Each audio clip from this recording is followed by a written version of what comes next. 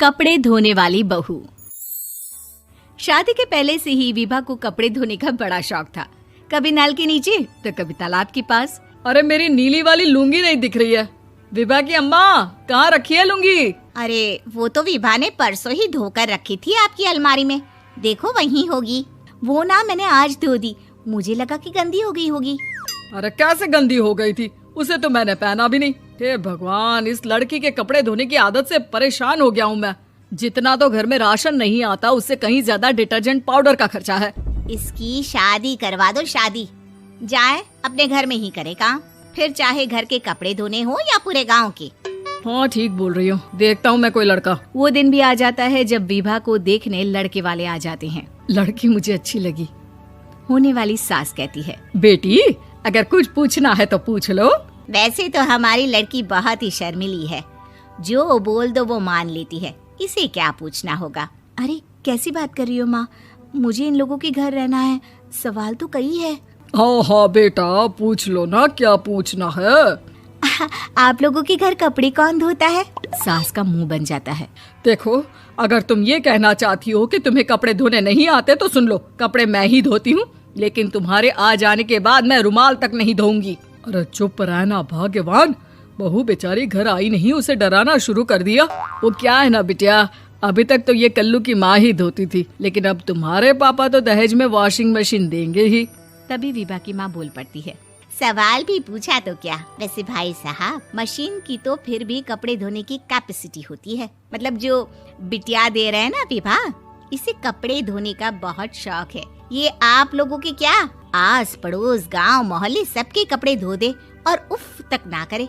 बाहर देखा नहीं आपने कितने कपड़े सूख रहे हैं? सब हमारी बिटिया ने ही तो धोए हैं। बस भी करो ना माँ, शर्म आ रही इतनी तारीफ सुनकर। और तो और एक दाग निकाल कर दिखाओ तो मान जाओ। हाँ अच्छा, माफ करना बेटा, मैंने गलत समझा। हमें तो रिश्ता बहुत पसंद है। और ऐसे जुड़ जाता है रिश्ता कपड़े धोने का शौक रखने वाली विभा का। उसकी शादी हो जाती है कोयला फैक्ट्री में काम करने वाले कल्लू के साथ। शादी के बाद अचानक विभा चिल्लाती हुई सास के पास आती है। सासू माँ, अरे सासू माँ कहाँ है आप? ये तो धोखा है, धोखा दिया आप लोगों ने मुझे। इसे ससुर के चक्कर के बारे में पता चल गया। अरे तो उसमें तुझे क्यों धोखा मिला है? अरे नल में पानी नहीं आता, कपड़े कैसे कब धुलेंगे? अच्छा, तू पानी नहीं आ रहा उसकी बात कर रही है। तो आपने क्या सोचा? कुछ नहीं। अच्छा, तेरी माँ ने कहा था कि कपड़े धोने का शौक है तुझे, याद आया मुझे। शौक बोलकर कपड़े धोने वाले मेरे जुनून को कम ना आके सासू माँ, कपड़ा धोना मेरा गुरूर है। तभी पति भी वहाँ आ जाता है। अभी मैंने इसे सनी देओल की फिल्म दिखाई है, उसी के डायलॉग मार रही है माँ। अच्छा सुन, साफ साफ बता रही हूँ, पानी सुबह 4 से 6 और शाम को 10 से 12 आता है, समझी? विभा टाइमिंग सुनकर हैरान हो जाती है। ये क्या भूतों का मोहल्ला है? सुबह 4 बजे उठकर कौन कपड़े धोता है? 4 बजे टंकी में पानी जाता है, फिर सारा दिन धोना ना, किसने मना किया?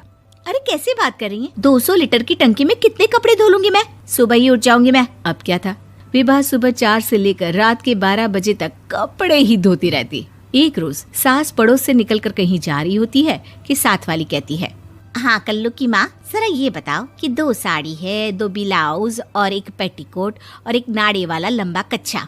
हाँ तो? अरे तो क्या, कितना लोगी धुलाई ये बताओ। धोबन दिख रहे हैं हम क्या? हमारे पति सरकारी नौकरी से अभी रिटायर हुए हैं और बेटा सुपरवाइजर है कोयला फैक्ट्री में। धोबन समझ रखा है हमें? हाय रे कल्लू की अम्मा, माफ कर दो, वो तो मोहल्ले में यही सब बता रहे थे कि तुमने बहू को कपड़ा धुलवाने के काम में लगा दिया है। सास को पड़ोसन की बात सुनकर गुस्सा आ जाता है। वो घर पहुंचती है जहां घर के बाहर ही इतने सारे कपड़े सूख रहे होते हैं जितने कि किसी धोबन के घर पर। अरे ओ कल्लू की दुल्हन, बाहर निकल। माँ जी यहीं आ जाओ, बाथरूम में चादर धो रहे हैं हम। अरे अभी हम धोते हैं, तुमको बाहर निकलो। ये आस पड़ोस वाले बोल रहे हैं कि हम बहू से कपड़े धुलवा कर उसे कपड़ा धोने वाली बना दिए हैं। अरे छोड़ो ना माँ जी, किन लोगों की बातों में आती हो? आस पास के लोगों का तो काम ही होता है कि वो किसी तरह सास बहू को लड़ा दे। बहू सारे घर के कपड़े धोती है, ये क्या कम है? बोलिए।